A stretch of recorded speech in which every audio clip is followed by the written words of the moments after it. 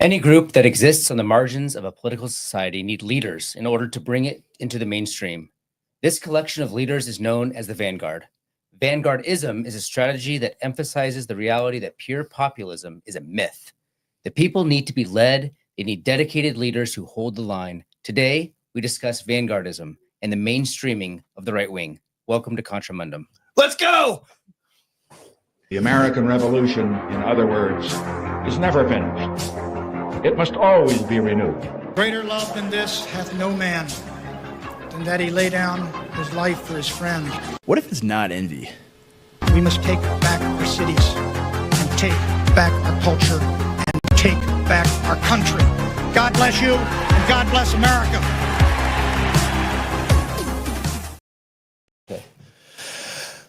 Well, welcome back to Contra Mundum. I'm Andrew Isker. This is CJ Engel. How are you, CJ? How was your week? Good. Thank you for saying my name on air. It's exciting to be here. Sorry, this is Andrew Also Torba. known as Andrew Torba. And many other things. Yeah, my sidekick. My sidekick, CJ Engel. So, how was your week, man? Good. Yeah, thanks for dressing up today. Yeah. You said Friday was casual day. Yeah, well, I lied. Apparently, that's people are accusing us of being Machiavellian, man. I was like, dress down, huh? I know you did. You got me. You won. Hope you feel good about yourself. No, man. So why did you choose this topic? Because you told me to. Okay. Any other reason? No. I mean, it's an important topic. Yeah. Because I think it accurately describes, kind of the stuff that we're doing, that our guys are doing, that our viewers, our people, watching, listening are doing, all of you at home are doing. Not the people that hate us, that are hate watching this, but everybody else, right? That the stuff that we're doing, that we are self-consciously a very small group, right? We would love to have millions of subscribers, so make sure you hit the like and subscribe button to get us there.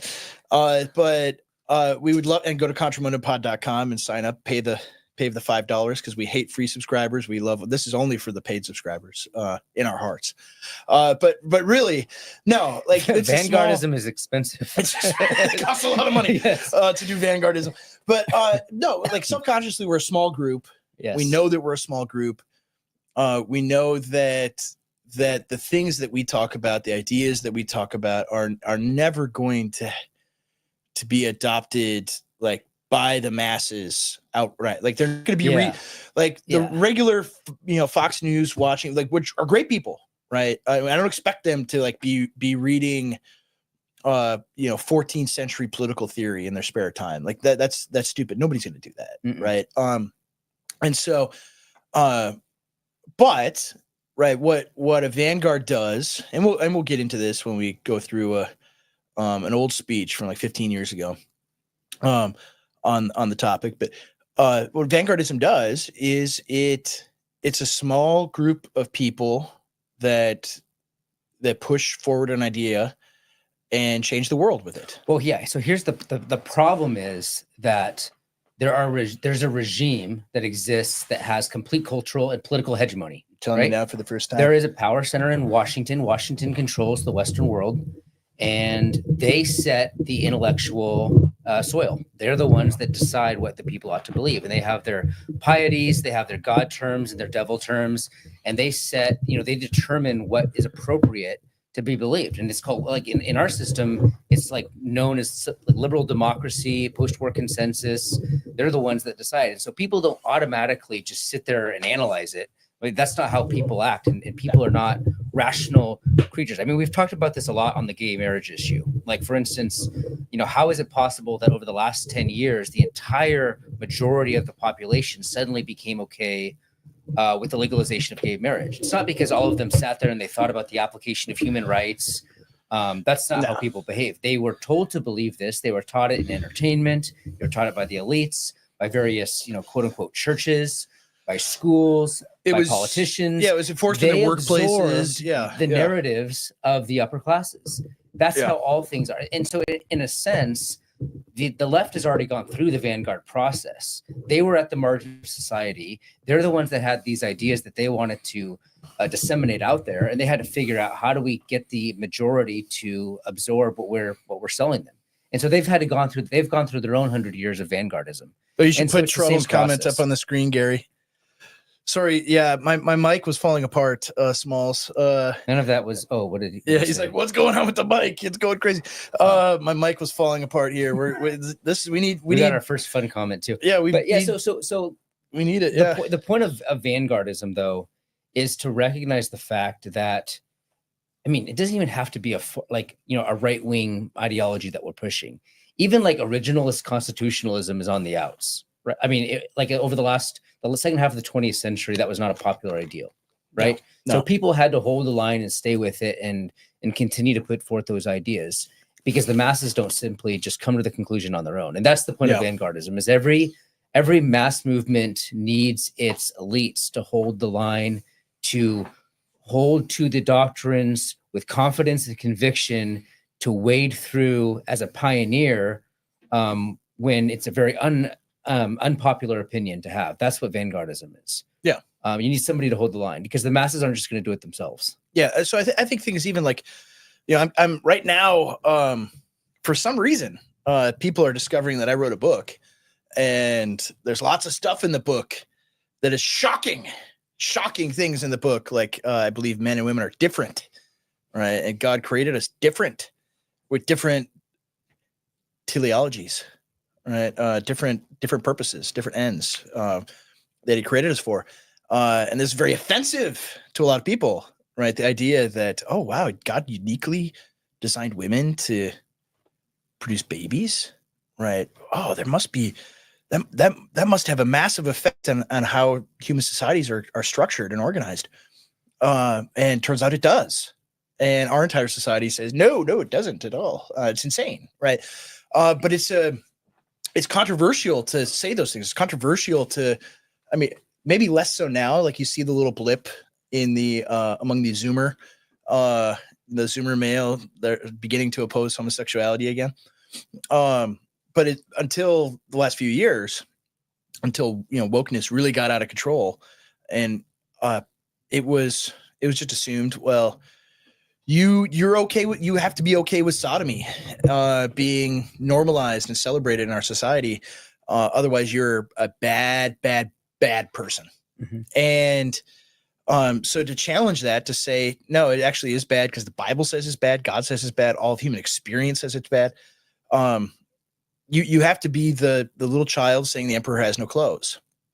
And it's not a comfortable place to be. It's not a fun place to be. Well, actually kind of is fun. If you're like me, we have fun with it, but it's not, I mean, it's not fun to have everyone in the world hate you because you tell the truth. Yeah, it can be a burden. And so, it's not ad time yet, Gary. Chill out.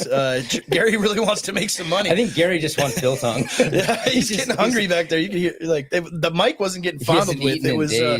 It was Gary's stomach. We haven't fed him. We need to feed him. Need to look at the beef. Feed Gary. I just need to hear about it. But anyway, it is like the book itself is Vanguardism, right? Only a small group of people are going to read that and be like, yes, this is exactly right. Most of the people who read it will be like, what do you mean? Especially like right now, feminists are freaking out at me, Christian feminists, and it's like, oh, this guy's porn brained. Oh, he thinks that women are only for making babies. They should all be barefoot. It's like, no, that is not what I'm saying at all. Right. I'm saying that, like, God created women to be married and have babies. That's what's normative, right? He didn't create them to go work in cubicles and either delay having babies or just never have them ever. Right. Like, something in our society is messed up. Like, an idea in our culture is so messed up that nobody has kids anymore. Right. Like, that's a problem. It's a huge problem. And the point is that you need someone to just say it. Someone needs to be able to say it. Yeah. Yes. Yeah. And like churches today, I mean, I made this point. I think I made this point with Tucker. Like, you go to church on Father's Day and it's like, bad, your dads, you need to man up. You need to get tough. You sin in all these different ways. You're terrible. You go on Mother's Day and it's like, oh, women, you are just the best ever. If anyone says that you've ever sinned once in your life, that person's evil. If, you know, and you're just, you know, you're so awesome. You know, yeah, I said in the right response. They'll be up there. They'll be like, I wish I could be a woman, actually. You know, like that's the attitude that they have on Mother's Day. It's like, that's insane. No, women do sin, as it turns out, right? They really do. And what does that have to do with Vanguardism? If you go generation, like what I'm saying, you get no, I'm keeping you on track. No, I'm helping you. Yeah. Otherwise, it's just a promo for your book. I know. Go buy the book. Okay, buy the book. See, if you had a book, I'd promote it too. Ouch. Where's the book, CJ?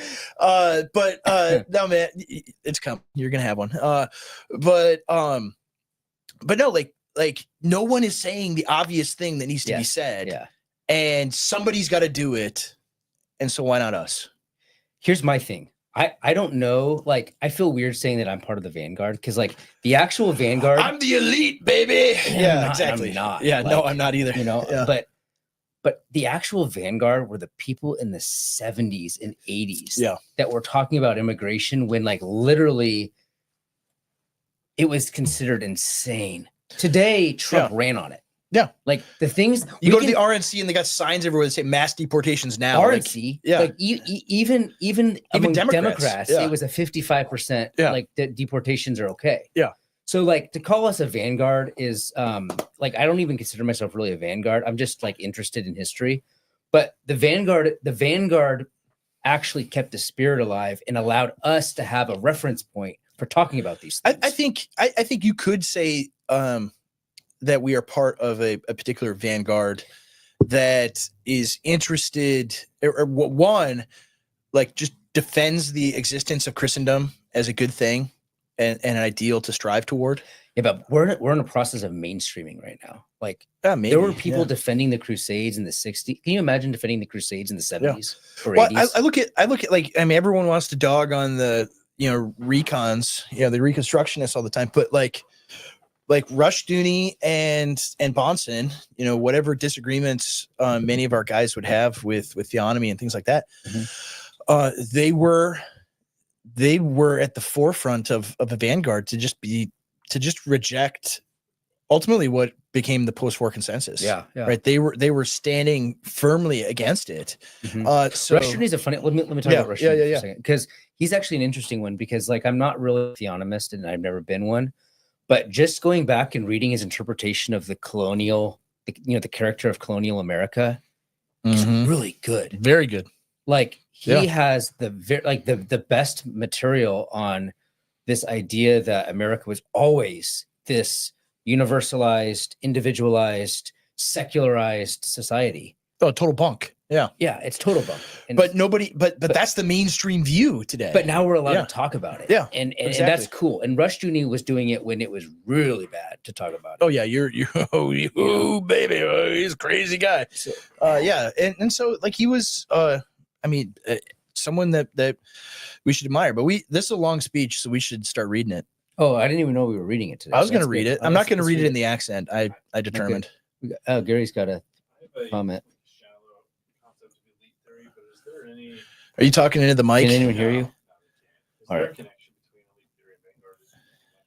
That's a good question. The question was, is there a connection between Vanguardism and elite theory? And it's the same thing. I mean, it's similar. There are different ways of saying elite theory basically is the view that populism is a myth. And, you know, like the populace is never going to come together spontaneously or organically in a decentralized way. They need leaders. And that's Vanguardism is a function of elite theory. Yeah. That and in particular, like a change of the elites, a change of the opinion makers, right? And so like you look at it, I mean, you think about like just memes in general. There are very, very, very few people like online. Well, for one, like x.com is actually a pretty small place. We think it's massive, but it's pretty small. Like there's not that many people, at least in our sphere of the online right and things like that. But even within that tiny little subset, right, there is something's going on with the lights. Here we go again. But even within that tiny subset, there's just a tiny little fraction of people that like actually make new memes. You know what I mean? Yeah. Like, no, really, Yeah. like that are totally sui generis. Am I saying that right? I don't speak Latin. I think so. Yeah. Yeah. We'll go with it. Right. That are a unique creation of their own. Right. We all share memes. I love memes. How could you not? But That's got to be a clip. So I love memes. I love me some memes, man.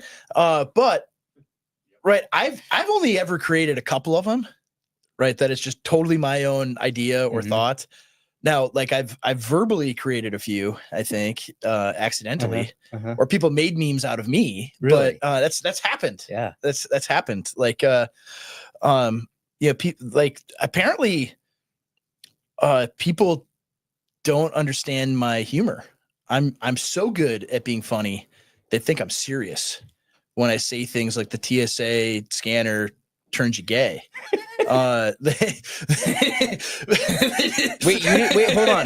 This is breaking news. You didn't mean that literally?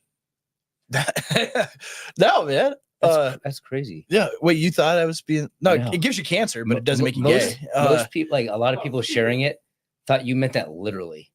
Yeah, I know. They don't understand how like meme culture works. Well, yeah, I mean, it's it's like from the movie. You've never seen the movie Animal House, but it's like it's hard to go through life stupid, right? I butchered that line, but like, Okay.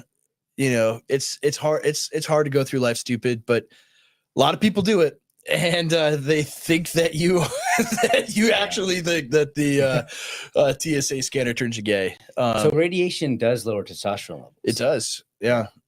But is there a correlation between low testosterone and homosexuality? Is there? Yeah. Oh, you're telling me now for the first time. Science. The science is clear. Yeah. So we're not going to read the speech. I wanted to read the speech. Yeah, we can read the speech. Okay. Yeah. I mean, I've got like 2 hours here. I don't know how much time you have. I got 3. Oh, wow. All right. Well, Gary's going to finish it off for us. Gary's not going home anyways. All right.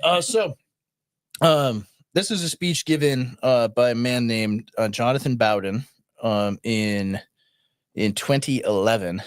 And he starts out saying, "This is a very difficult topic to speak about because it appears to be a depressing and pessimistic era where most of the storm and stress and most of the zeitgeist or spirit of the age seems to be against us." And by us, he means, generally the right. Self-consciously on the right. There's also a preponderance for people on the right politically to have metaphysically conservative views, which means they're often pessimistic. They're often loyal to Spengler's idea in the 1920s and 1930s that optimism is a form of cowardice. Who does this sound like? And in relation, CJ's not laughing. In relation to that sort of idea, the notion that one should be optimistic about the future is difficult to sustain. Right. This speech is nails on the chalkboard to CJ. I'm sorry. No, I'm just giving you a hard time. It's crazy. Gary just left. We can't switch the camera. Oh, it's just gonna be me from now on, baby. Let's go. But given that the past speech was rather a sort of statistical and slightly morbid in tone, my job is not to put a reverse spin on it, but at least attempt to generate some optimistic energy. He was very much like funny me. Because like I just was on a panel where I was super energetic. Yeah, you were the white pill guy on the panel. but here's the thing, like this is what I meant earlier. It's like this seems like a weird time to have a think of ourselves as a vanguard because we're in a mainstreaming moment. Like the spirit of the age definitely does seem to be on our side. Well, but I mean, I don't want to overstate that. I think a lot of people want to overstate the vibe shift, right?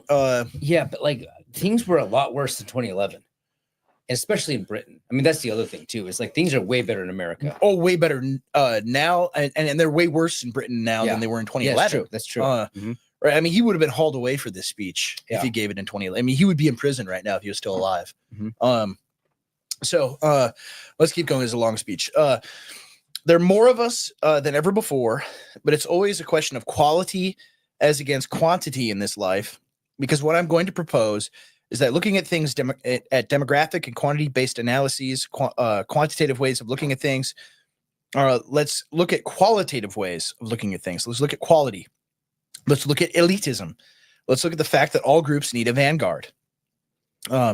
So that's exactly what we're talking about is, right. Like I would, sometimes people are like, you're subscribed. You only have like 3,000 subscribers. Like your podcast so small. Like even in the article, they're trying to start a right-wing media company. Right. And, but you think about, I think about this a lot, is like the average person like subscribed to our channel, watching our channel. I'm not saying this just to flatter our viewers, but it's true, is probably 2 standard deviations to the right on the bell curve beyond the mean on average. We met so many of them when we were in Texas, really intelligent, articulate people that have a lot going on in life. Most of them married with families, really great people, and really intelligent people, right? And so, like, what we're trying to do is not mass consumption stuff, right? If we were doing that, I would just, what would we do? Actually, I don't know. I'm not the guy for that. A lot more movie references. CJ would have to guy. watch a lot more movies, Yes. and we would have to be like, oh, did you guys see? The Democrats are bad. They're so dumb. AOC is stupid. Like, that would be the level of like analysis you would get, right? You should see that. Like, they're the real racists, stuff like they're the real transphobes. So anyway, we're not ever going to do that kind of stuff. And so we want quality over quantity. And we're getting there because quality people buy farmer bills. So anyway, he goes on.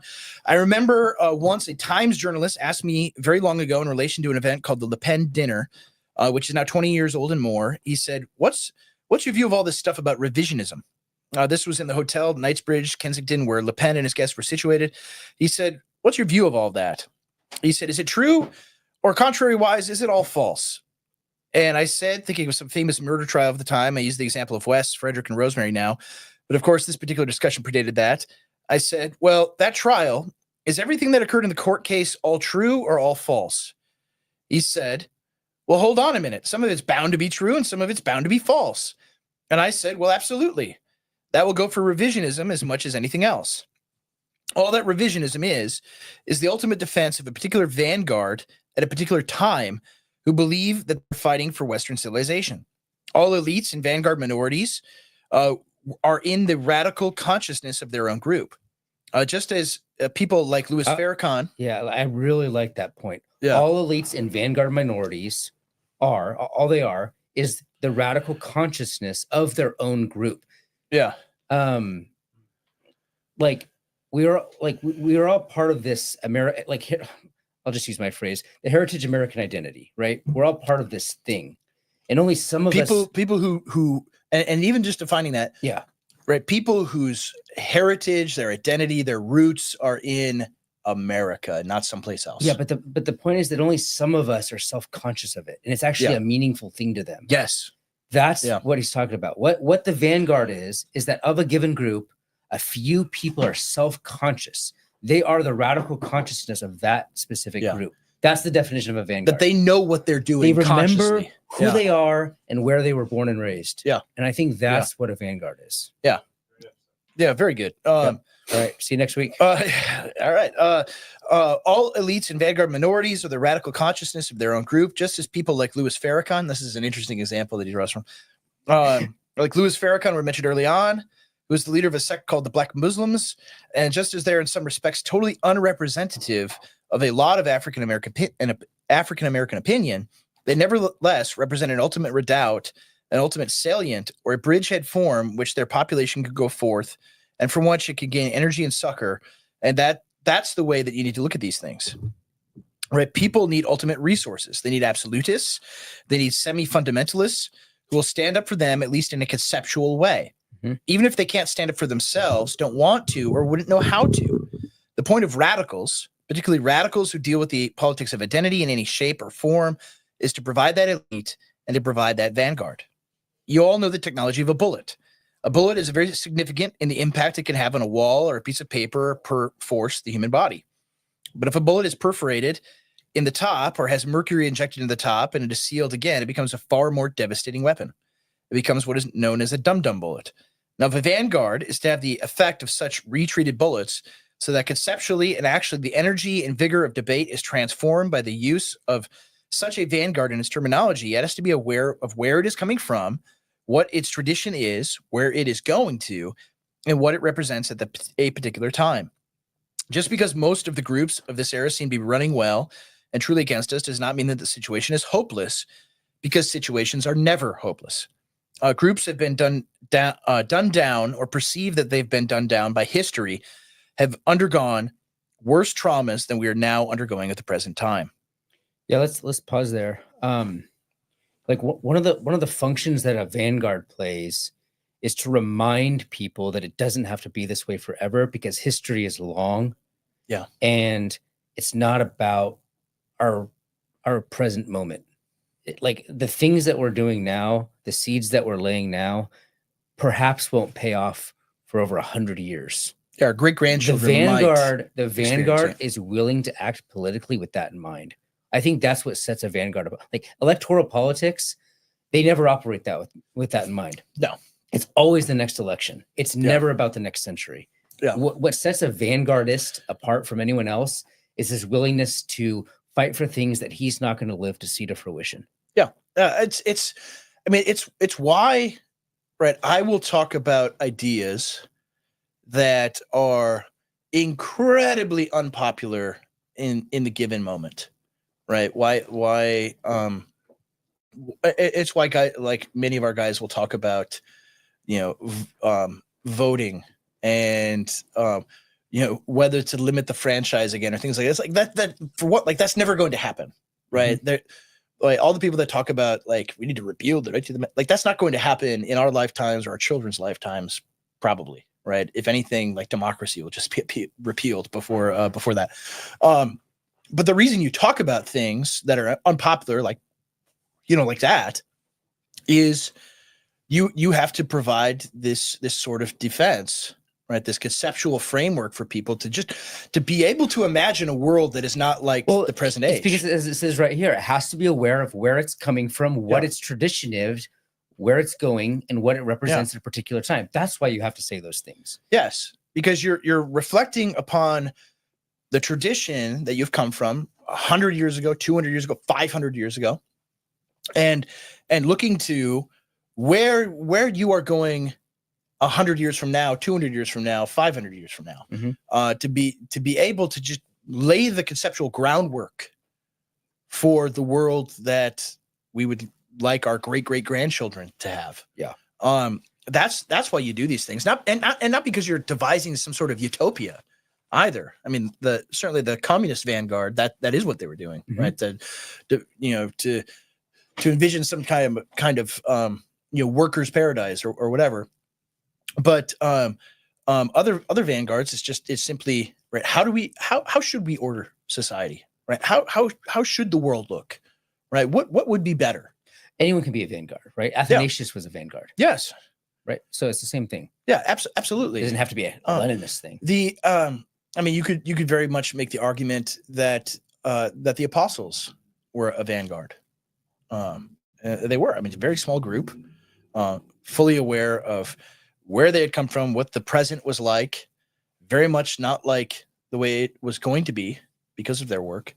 But they give their lives to a different, a completely radically transformed world. You see it everywhere. Joshua was a vanguard. Yeah. Yeah. So I mean, it's always. I mean, Moses was a vanguard. Like, he was the only one that understood God's plan and led the people like that. You have to have vanguard like that. I mean, even like 10 years ago, think back to like 2015 and how depressing that world was for conservative evangelical Christians in 2015.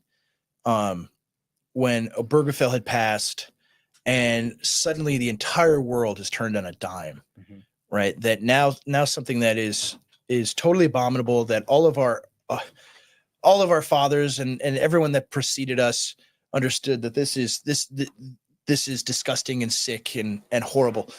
Now suddenly the entire world's celebrating it, and you are now a bad person for believing what everyone up until 5 minutes ago believed. Yeah. That is a difficult time and again, it got worse and worse after year as things went on. And conservatives were depressed, right? Oh, yeah. And so this is defeated, like they gave up. Yeah, they gave up. So that's the first representation of what a vanguard is that it's the radical consciousness of its own group.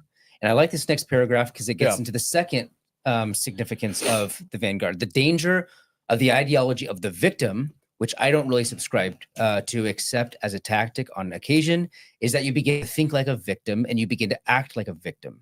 Many of our people now are almost asking for a whipping, asking for a collective beating, asking to be forgiven for the past, asking to be forgiven for sins and crimes of the past, which they never committed, which they're hardly aware of, which can be reconstrued as episodes of heroic cruelty on glorious Vanguardism, or glorious Vanguardism that doesn't even need to be apologized for in the past or in the present. So that the second characteristic is that when people are down, like you said in 2015, with various things, or 2020, is the Vanguard refuses to be the victim. That's the second characteristic of a Vanguard. Yeah. Is they're saying, look, I'm not going to play that game. Yeah. They want us demoralized, and I'm not going to go for it. I mean, you saw this with the online right in 2020, where everything was happening with BLM and everything else, and very few people could peer through what was actually going on, right? To be able to, I mean, just even like watching the video the first time, I see a guy having a drug overdose, right? And I'm like, this is not what anybody thinks, but you're totally alone. Like everybody, even people that are like on your side, like, oh, Trump voters and everything else, where they're changing their Instagram picture to a black square and all of that. Everyone everywhere is doing this. And you feel like you're going crazy because you're the only person that's like, and you're watching them tear down statues and burn cities down and everything else. And it's like, no, we have nothing to apologize for whatsoever. Right? No, I didn't do anything wrong. Yeah. My ancestors didn't do anything wrong. I mean, one, they got here in 1870, right? Like, but even if they got here 100 years before that, in 1770, right? They're not responsible, right? We are not responsible for what is occurring today, right? No, right? We are not. We're not going to play that game at all. And in 2020, few people wanted. They just surrendered, just gave up. Yes, I'm just going to sit and listen and talk and hear about my white privilege and everything else. And only like very few people, like Anons on the online right, were just laughing about it, like making fun of all of it. Right. I mean, a powerful meme from that era was, the morbidly obese black woman in like the olive jumpsuit, right? You know what I'm talking about? Where it's like, and she's pointing to the thing that it's basically like all white people are racist. And then she's got her Venmo and her PayPal listed there. And it's like all these effete white people, white liberals sitting around her, the classroom listening to her lecture. Like that was a powerful meme because like that's what was going on. It was just a scam, right? It embodies how we all feel. Yeah, it's like, come on. And now you're at the point where you see what's going on with the Carmelo Anthony situation. Like, have you paid attention to this? Here and there, Like they give a press conference basically where like the murderer is the victim. Yeah, the murderer's parents are grifting on it, right? Yeah. Oh, yeah. And like he's supposed to be the new Rosa Parks, that and the father, right? This father who preemptively forgave the murderer like within hours of it happening, right? He tried to attend this and they called the cops and kicked him out. Yeah. And apparently they told him to leave and he didn't stab anyone in the heart. So in self-defense. So I guess it's possible that you can just leave a place when you're told to leave. But it's so, I mean, and they set up a merch store. They're living in a mansion now. Like, it's so preposterous. And none of it's going to go to his trial because he's just going to get free pro bono lawyers anyway. And it's like, they're making this guy a hero. I mean, it's disgusting because, I mean, what are they saying? And all the people that donated like almost $1 million to his family now, they're saying, and like you read the comments in the Give, Send, Go, they're like, yeah, basically, I know he's guilty, but I hate white people, right? Like, that's the attitude that is being sent. It's like, basically, yeah, you did good. You killed a white guy in cold blood, right? Here's $1 million, right? From all of us. Right. It's sick. And like, people can see that now. If this happened in 2020, right, you would have people talking about how this kid was racist. He probably said the N-word, and he probably deserved it. And this is just another example of white privilege. And we all need to just sit down and listen and apologize for the past. Right. Because of, and the point of this, again, another weave, but like because of the actions of the Vanguard, right? Just a small segment of people in the online right, just laughing at the preposterousness of all of this, saying the emperor has no clothes when no one wants to listen, right? Over the course of time. I mean, you have things like Jussie Smollett, you have, the Covington hoax, all these various race hoaxes that people just mocked and laughed at, as you should. And now you get to this point, you see something so absurd, so ridiculous, and people are done with it, right? They're not going to be able to have their like George Floyd moment, maybe ever again. And that's because of the work of the Vanguard being a radical consciousness of their own in-group, being able to say, this is stupid, this is a joke. Well, but also like, and people are now starting to get it's just.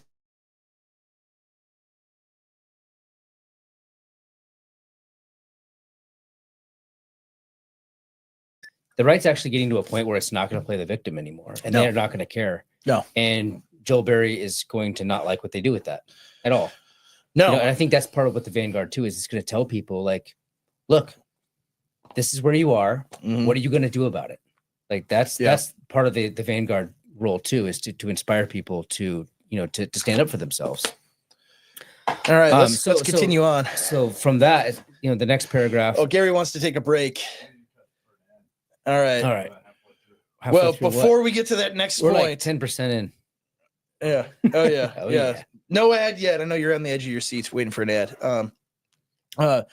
So the next paragraph is, excuse me. There's a degree to which I personally think the doctrine of Vanguardism is the way out of the dilemma we face. All communist movements believe that the proletariat needed to be saved from itself. They believe that the masses were degraded by feudalism and by capitalism. They believe that only an elite or a vanguard party could raise the masses up to socialism as the inverse of capitalism they wish to replace. All communist movements that flourished in Western and other societies throughout most of the late and 19th and 20th centuries based themselves upon the Vanguard principle. These movements were tiny, smaller than the number of people gathered in this room in central West London tonight by a long way. Right.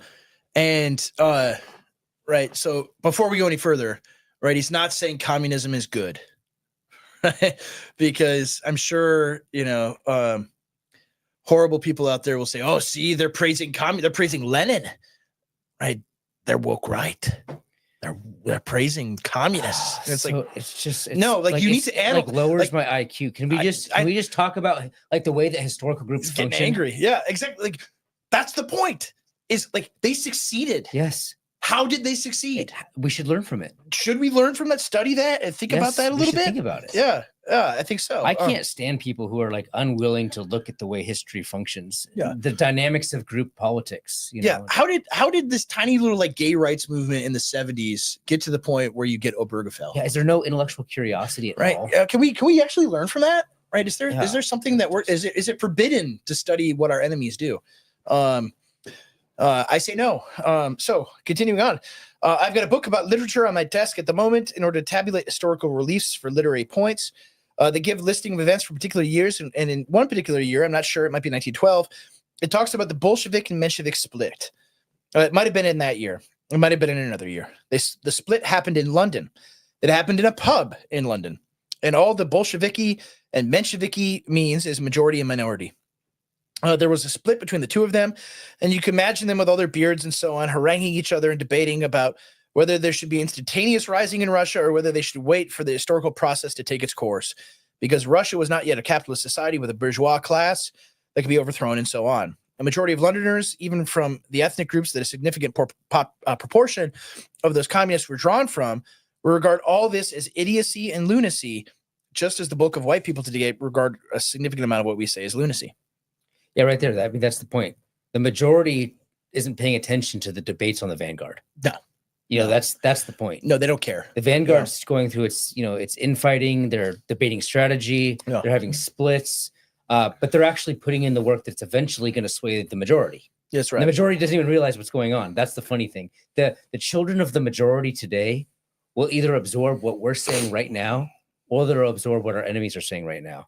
Yeah. The majority is completely clueless about it. Let me read. Okay, you can go ahead. All people who have a vanguard and elitist mentality are regarded as partly mad by their own groups because the majority of people do not want to know. The majority of people wish to live their own life in their own way, and they only look at these broader questions when life impinges upon them and comes upon them, and the hand of life grasps them by the collar, and they really cannot do any other thing but notice what's in front of them. That's right. That's what the Vanguard does. The Vanguard is actually debating the real issues. The majority just wants to grill. Did you catch the game last night? Right. And there's nothing wrong with that. Yeah, we make fun of those people, but there's nothing wrong with that. No, I don't expect the majority of people to be thinking about any of these things ever. Right. Right. They don't. Mm-hmm.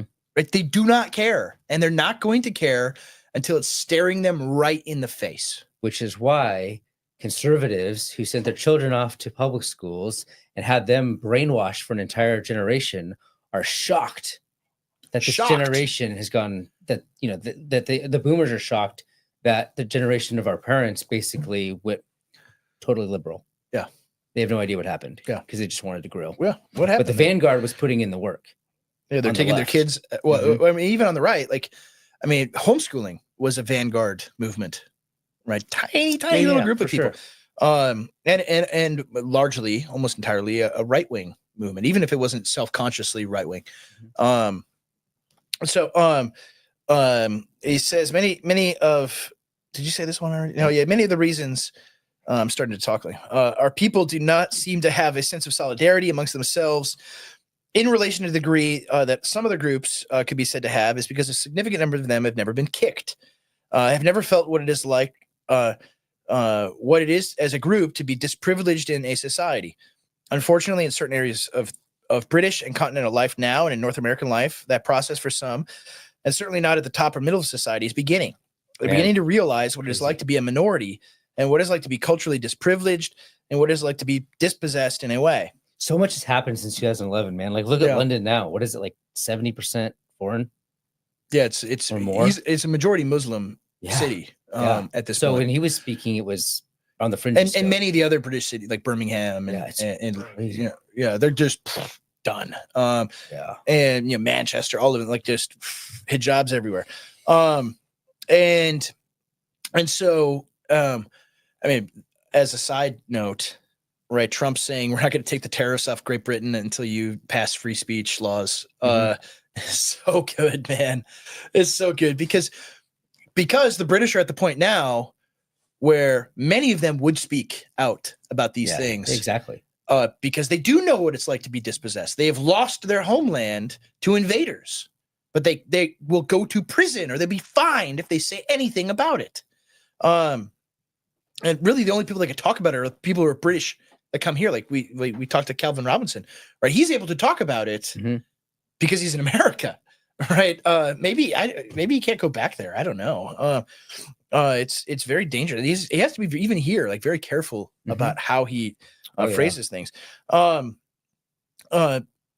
he continues on. That spirit will grow, but it'll only feed into consciousness in a number of select minds, because the bulk of the people are not drawn to be in a vanguard formulation.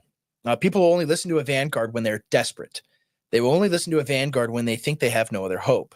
They would love for many of the problems of contemporary Britain, many of which revolve around the processes of immigration, to be solved, but they would love to have nothing to do with it themselves, and would love if somebody came forward magically without trouble and without much fuss to deal with it on their behalf. They want no unpleasantness. They want no nastiness, particularly in their own name. But at the same time, if anybody does things of any sort that could be ascribed to that, they would run away and hide initially, be privately pleased, condemn the people who did it, support the people who are against them, and yet at the same time have a secret smirk and smile on their face about the whole thing. They would do all of that simultaneously, and that's what people are like, and that's what our own people are like up to a point, and that's the funk and the state of internal confusion and bemusement that our people are in, because every time they turn on the box in the corner, it says that everything is marvelous, it's all for the best, there's no need to worry, and that we're all sleepwalking towards victory. And like that's very true in Great Britain. I mean, the British people are so emasculated. The British conservatives, my goodness, that's the conservative mind, man. But it's that way in America too. We're all just sleep. Everything's gonna be fine. It's gonna work. We just want somebody magically deport 100 million people, right? But I don't want to, I don't want it to be, me saying that, because there's going to be kids crying, people at the border. It's going to be pretty nasty stuff.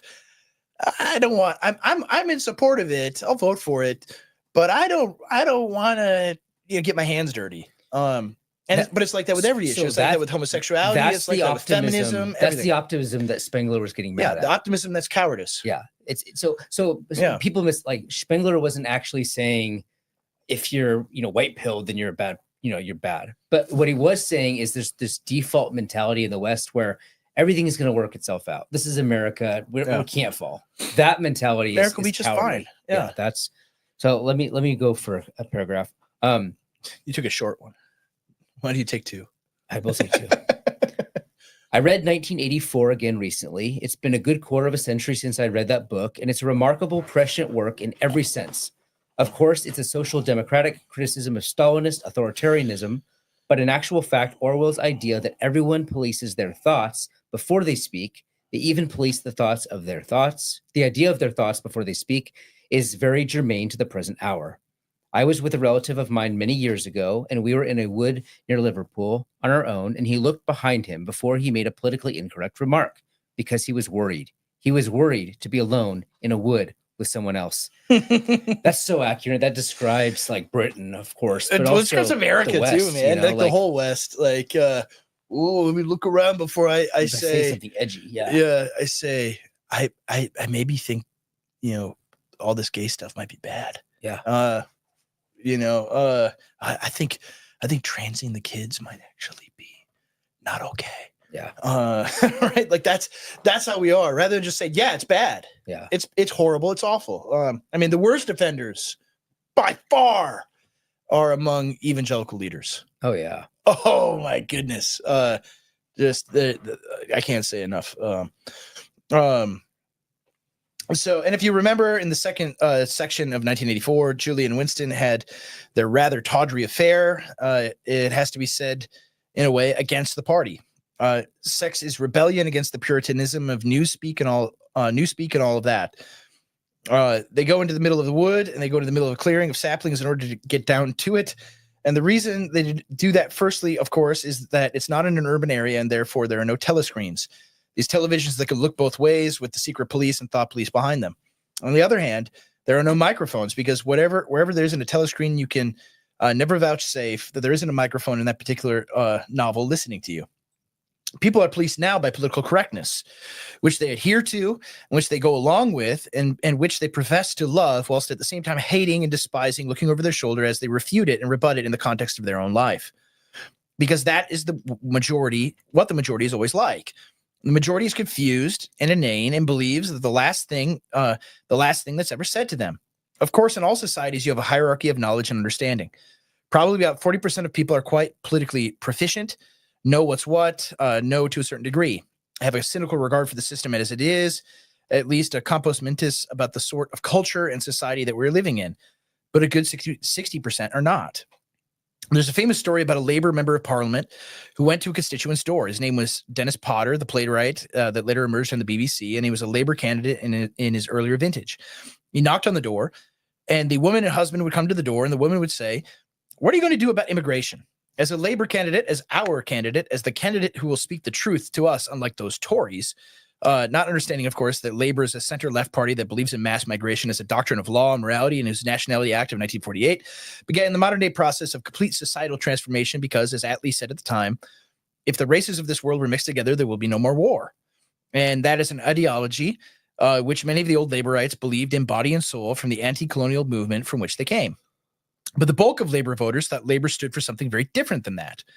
They thought Labor stood for them and for their family and their extended family, and people who were like the people who that lived on the posher estate down the way voted for another party. That's what they thought, right? And to put it in an American context, that is what like Democrats. Well, no, like Democrats used to be, especially here in the South where we are now. Yeah, okay. Up until Trump. Right. Mm-hmm. They thought, oh, Democrats care about the little people. I mean, it's like this in Minnesota to a large extent, too. They care about the little people. They care about the worker. They care about protecting us against the corporations, against big money power. And it's like, no, they don't. Yeah. Those are the people that are importing tens of millions of people from the third world to replace you. Yeah. And also 85% of billionaires supported Democrats. Yeah. It's like, what? Yeah, people have no idea. But I was actually thinking the Republican Party. The Republicans are the same way too, though. You know, we're the ones that are for like American Constitution and American heritage. Like the Heritage Foundation was terrible, you know, until what's his name? Kevin Roberts. Kevin Roberts. Yeah. Yeah, it was terrible for a long time.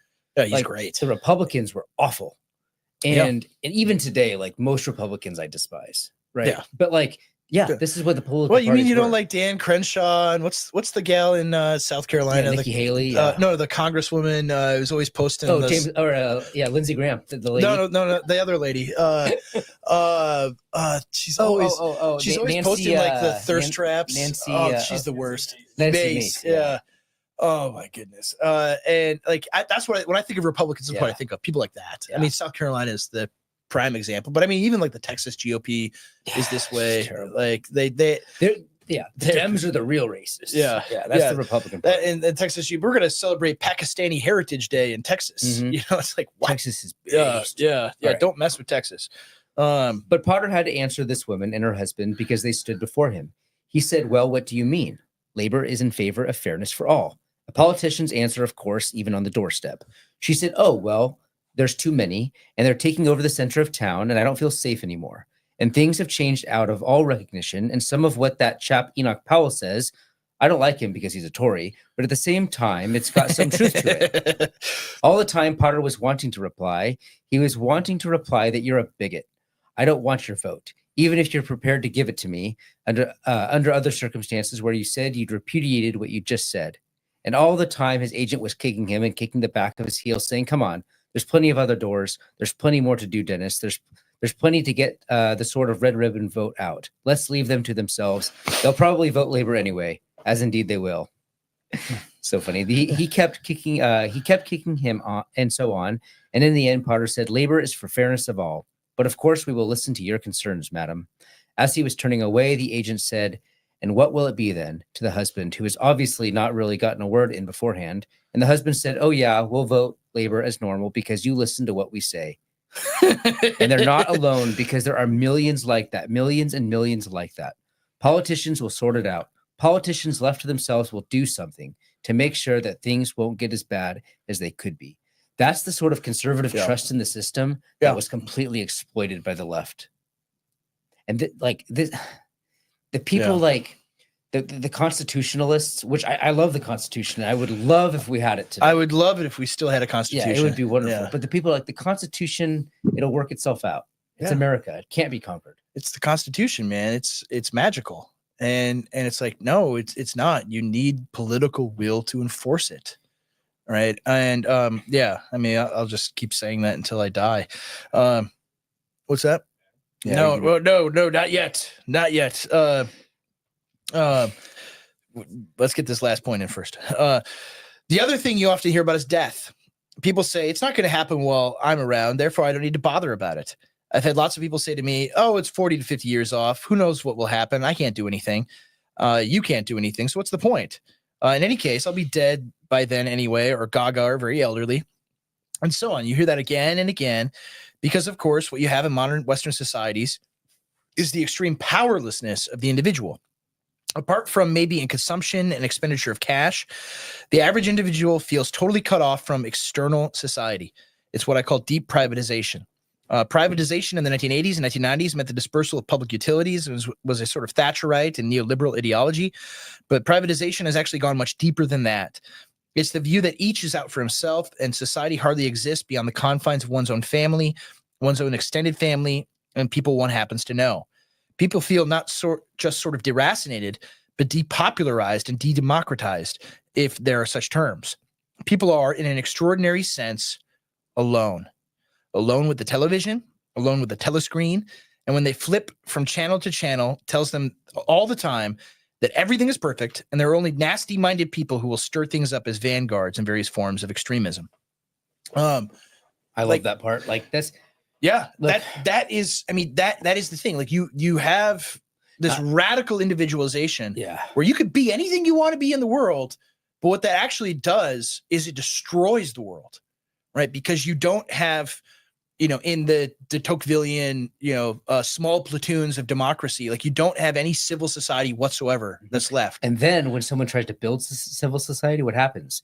They're scary extremists. Ooh, scary extremists. Like, I mean, you look at like all across the country here, in our town, in every little town across the country, every neighborhood across the country, right? You have all of these clubs that used to exist and be full of people, the Lions Club and the Eagles Club and the various service organizations like the VFW and the American Legion. Like they used to be packed full of members. They're constantly doing stuff, Rotary Club, all these things.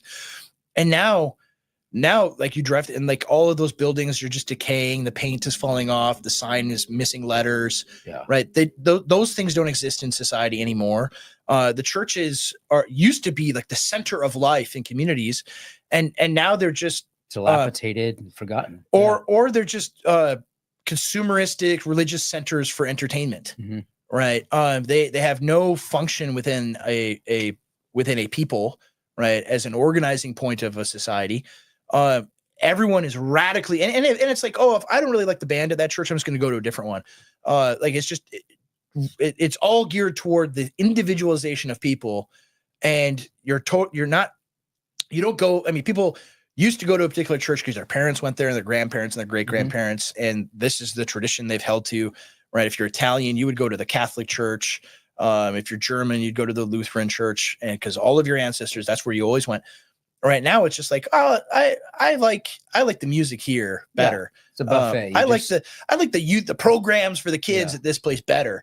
And it's a consumeristic choice. Now it's it's all centered around individuals. It's not centered around groups. And what that leaves everyone with is you're totally alone. You're an individual in a sea of millions that you do not matter at all. Right? That's what you're left with.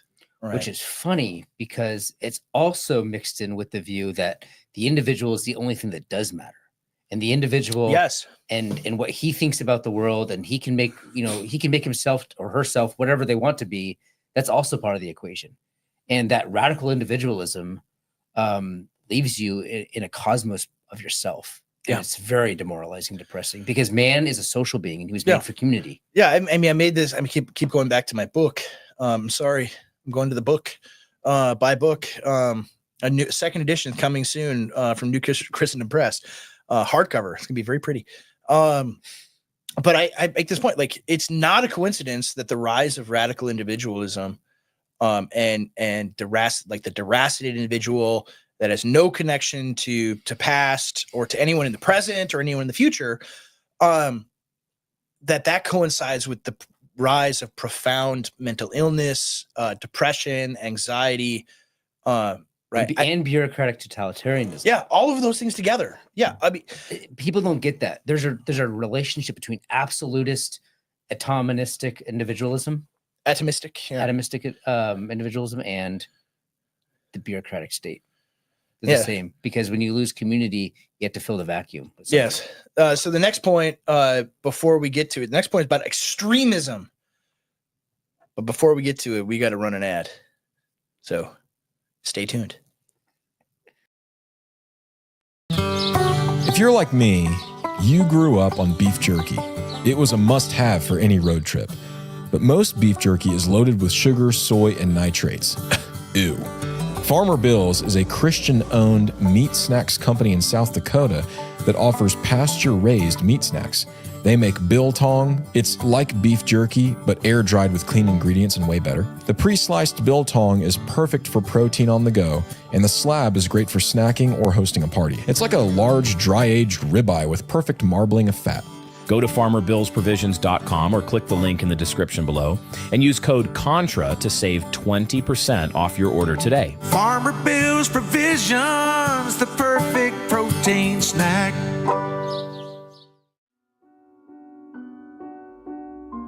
Stay safe. Mask up. Get the vax. Don't take unnecessary risks. Be careful. We've been coddled, smothered in warnings, trained to fear and avoid risk. We've been taught to play it safe and be on our guard. And not just against a scraped knee or a failed endeavor. No, we've been taught to censor our speech, our words, even our thoughts. Don't think those dangerous thoughts. Don't notice. Don't speak out. If you do, we're coming for you. Who's coming for you? It almost doesn't even matter. Whether it's the HR lady at your company of either sex, weaponized church courts, the social media censors, or even those you once considered allies. Watch out. Take care. Play it safe. But was it always this way? Have we always lived under this kind of stifling, wet blanketing panopticon? Is this the spirit of our Christian forefathers? Of the men who founded our nation in blood and in faith, willing to face down all the might of Britannia and her redcoats? There was a time when Americans didn't shrink from risk, when they would rather die than bend.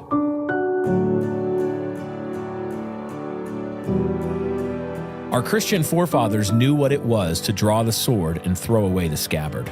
They knew what it was to set sail for the unknown. They defied tyrants. They built, explored, and dared great things. Who settled this land? Who built one of the greatest nations ever to be? Who settled the West and covered the continent from sea to sea with a Christian people? Who searched out glories, crisscrossed the plains with railroads, and fought off usurpers and invaders on all sides? Risk wasn't a bug, it was a feature. Without it, our fathers knew, there was no greatness. And now, we're supposed to trade boldness for bureaucracy? We're supposed to tremble at the unknown instead of mastering it? We're supposed to bow and scrape, not even before bullets, but before HR ladies? We don't think so. It's time to remember who we are. This year, join us here at New Christendom Press for our annual conference, Safety Third, Recovering the American Will to Greatness. 4 days to forge new friendships, build coalition, and work to recover what was lost.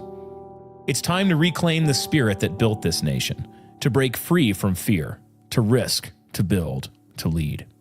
The future belongs to the bold.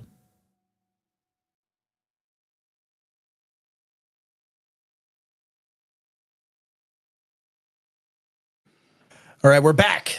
Extremism. This is what Bowden says. Extremism, of course, is something always to be rejected, but I think extremism is necessary. I think it's socially and mathematically necessary because there has to be a logic to the logic of the logic. There has to be something which takes the argument to the furthest point on the circle. In maths, if you have a curve, you have a line that penetrates to it at the furthest extent. And I believe that there has to be a logic in the realms of sanity, in the realms of what's possible, bisects the line at the most radical point, and that's what the people in this room are. That's what the Vanguard forms of identity amount to.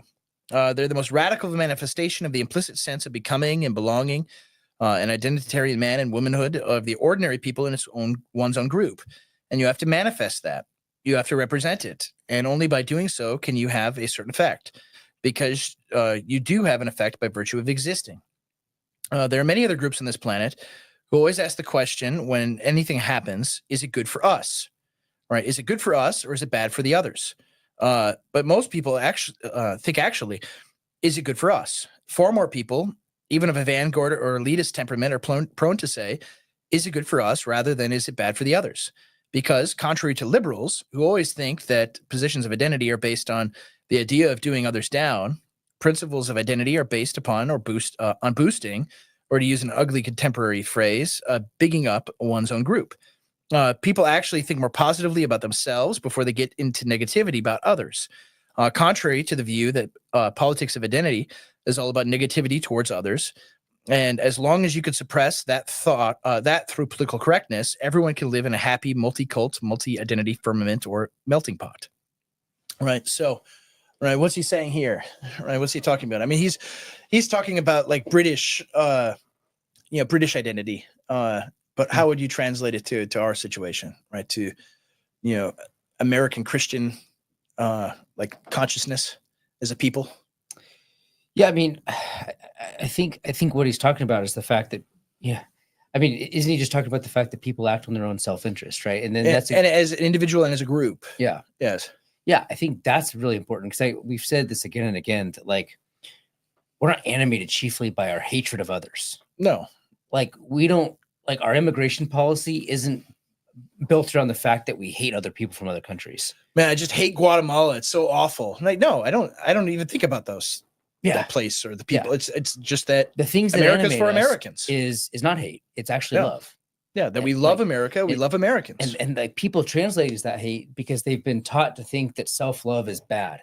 For a nation to have love for itself is this evil thing.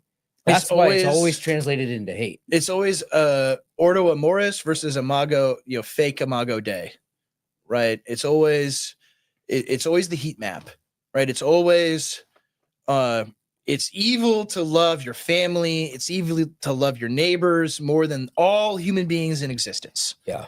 Right. To differentiate between groups of people. I love that last paragraph, that last sentence. People actually think more positively about themselves before they get into negativity about others, contrary to the view that politics of identity is all about negativity toward others. And as long as you can suppress that through political correctness, everyone can live happily. That's not how people operate. No, people operate actually based on their loves. Yeah.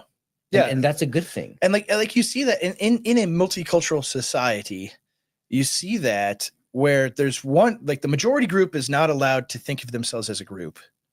But all the minority groups can and very much do and positively think about that themselves as a particular group with their own particular interests. Is this good for us or not? Right. They think about it in those terms. Yeah. And what that ultimately amounts to is the destruction of the majority group, right? You're setting the stage for that. Like that's the point of it. That's the point of political correctness. That's the point of all of it is for you to think as an individual, but all the other groups to think of themselves as self-consciously as a particular people. Yeah. This next paragraph I think is really fascinating to me. And I don't know how I feel about it yet. So let me read it. Okay, you read it. I think the point to make about Vanguardism is whenever anything happens, people in other groups and people in other vanguards and liberal humanists in our own group, because as the previous speaker said, quite truthfully, it is indigenous liberals who are our real enemy. Indigenous liberals are always the enemy. Liberalism within ourselves is always the enemy. It exists even in people who regard themselves as radical to a certain extent. This is funny because like part of my definition of liberalism was always the denial of the existence of an enemy. Yeah. And that liberals are not the enemy. They're just the ones that are basically opening the gates for the enemy. That's how I've always defined a liberal. Yeah. And so this is interesting. The people opening the gates are worse than the enemy. Well, that's what he's saying. Yeah. And I'm saying I've never defined them that way. Yeah. Yeah. I think, but that's reality. That's true. Because the ones that are causing the fights are the ones that are opening the gates. Right. You think about contemporary Britain, for example. Right. Who is the real? Is it the Muslim rape gangs going around? Like, obviously, they're an enemy, and that needs to end. And they all need to go back. Right. Right. I don't care if you've been there since. I mean, it's not my country, but I have deep. I mean, we're nationally we're descended from Great Britain. We have great affinity for them and so forth. And so I care about them. Right. I care about that country. We speak the same language. Right. Even though they speak it funny. but I care about those people. I care about their country. I want Britain to continue to exist. I don't want, tens of thousands of British girls being, mass raped by dozens of men. I don't want that to happen, actually. But you think about who is responsible for that, right? Is it Muslim imams, right, gaining power in Great Britain and allowing them all in and allowing them to rape at will, right? Is that are the imams responsible for Rotherham, right? Or is it British liberals, right? Is it the British elite class that have created the conditions for this? Which one is the actual enemy? If you're a British man, yeah, right. If your daughter has been raped by one of these gangs, the ones that let them in, right, they're the enemy. Yeah, right. And so you think about that in the American context, right? Is it even MS-13 guys and Tren de Agua? Are they the enemy, or is it the NGOs? Is it the judges? Is it all of the politicians who have allowed this to take place? Is it all the corporations that have benefited from this? Right. I mean, we talked about this with Ron the other day, but so much of it too is not just that, like, oh, the labor is cheaper. They're doing jobs Americans don't want to do. It's like they hire these workers because they're not subject to OSHA, right? They're not subject to all the regulations. So, I mean, there was a good thread. I mean, it was vulgar, pretty vulgar, so I didn't retweet it. But a guy talking about this this week, where he's like, yeah, if I hire some guy from Guatemala, I actually have to pay twice as much to the temp agency to bring him in, because they forge all the paperwork and they do all that stuff. I bring him in, but what I do in the factory is I shut off all of the safety features on the machines, because it'll produce things at 10 times faster of a rate, right? So you pay twice as much for the laborer, but you have 10x output on your machines. But the problem is, right, eventually, a few months down the road, he's going to stick his hand in the machine to grab the thing, and he's going to lose a couple fingers. And OSHA's going to come in here and say, whoa, man, he disabled all the safety features. And that says right in the training never to do that. So I have to fire him, and I guess he's getting deported back to Guatemala. Right. And then you just keep going through that whole process. Right. That's the whole point. Right. All of the regulations and everything, this is their way around it. And the labor arbitrage in China is the same way. Right. You don't have to, there's no OSHA, there's no EPA in China. You can pollute as much as you want. Right. You could treat the workers like animals. Right. And the production is way higher than it would be in America, paying, even twice as much for an American worker. They're going to be more productive because they're not subject to the same regulations we have. Right. So who's responsible for all this stuff, right? Who's responsible for all of these conditions? It's not even the Chinese, right? It's not, right, I don't have any affinity for Xi Jinping or their country at all. It's not the migrant leaders or gangs, like the human traffickers that bring all of the people ultimately that's responsible for this. It's our own elite class. That is the people that have been making trillions of dollars for the last 5 decades, 6 decades now, because of all of this. That's who's responsible for what has been done to our country. And so, yeah, I think, and just like the liberals in general, like the people who are like, oh, no, they're coming for a better life. We can't do deportation. It's like, no, our country will not exist anymore if it continues on this way. Yeah. Now, those are the ones that are animated by self-hatred. Yes. Like they are seeking to dismantle our heritage. Yes. And they don't care about the people coming in and wrecking everything at all. No, they don't. So he continues on, and we're not going to be able to finish this. We've had liberalism in an uninterrupted way for centuries. Russia has never known a liberal regime, and whether one likes it or not, the politics of contemporary Russia have a lot to do with the fact that they've never known a period of liberalism.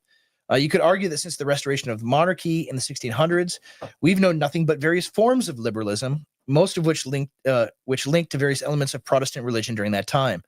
But until the 1950s or 1960s, most forms of Protestantism retained residual illiberal and patriotic ideas, as for a period they did in a very sectarian way in Northern Ireland. We should discuss Northern Ireland at some point, just do a whole episode on it.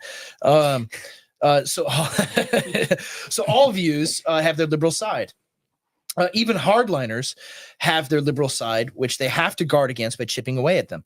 Liberalism also feeds on indifference to the future and indifference to the generations that are coming in the future. Right there. Right. It feeds on indifference. Yeah. I mean, they like this. They No just don't past, care. no future, no concern about your neighbors or the people around you in the present. Mhm. Total indifference.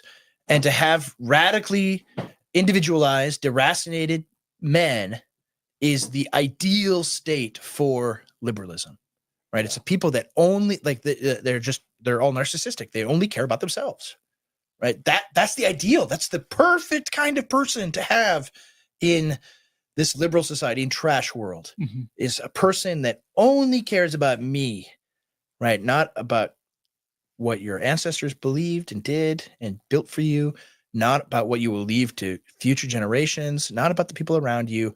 Me, only me. Right? That's what they care about. I mean, that's why I think we and all our people get so much hate. Is it isn't ultimately about like, oh, it's got a radical view on this or radical view on that, right? It is us even discussing these things is a rebuke Of to their own Yeah. to their own indifference, to their own narcissism, to the fact that their existence is only about themselves, right? Us saying, no, you have duties, you have obligations to your ancestors, to your descendants, to your neighbors, right? That is a rebuke to everything they hold most dear. Because they believe liberalism, right? Even Christians that hold to this stuff, they believe liberalism more than they believe in the Bible, right? They believe in liberalism more than what God's word says about reality, right? So our existence is just being here, existing, is a rebuke to them, right? Is a condemnation of everything that they believe, right? That's what upsets people so much, right? Not simply like, oh, he says some radical stuff about what I don't even know what I say that's radical anymore. I don't really care. So anyway, but Vanguardism is something different. Because it lives for the virility of what might be in the future. Make no bones about it. What Vanguard Caucasians, right? And he's speaking, of course, in like the British context, right? Of actual British people, think about their future is watched and is listened to by liberals and by all other groups, right? So Vanguard American Christians is watched and listened to by liberals and all other groups. I know you are watching right now. You're paying attention to what I have to say. So the idea that what we do and what we say and what we think has no relevance or no purport is not true, right? What is true is that a competition between groups is a part of the stuff of life. Contemporary society is based upon the formulation that is not the case. And because it is the case, nature will trump all of the liberal arguments. Right. I'm going to read that again. What is true is the competition between groups is part of the stuff of life. Contemporary society is based upon the formulation that is not the case.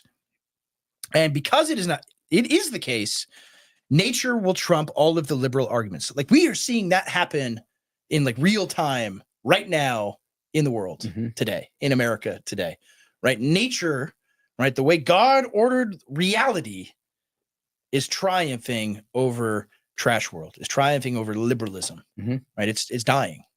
And people are seeing this all over the place. The problem is that if it doesn't take a political form, nature's trumping of liberalism will be a very painful process to live through, a very painful process for ourselves, for everybody, and for all other persons in other groups. That is why we have to continue putting forward percussively the politics of identity from our own standpoint.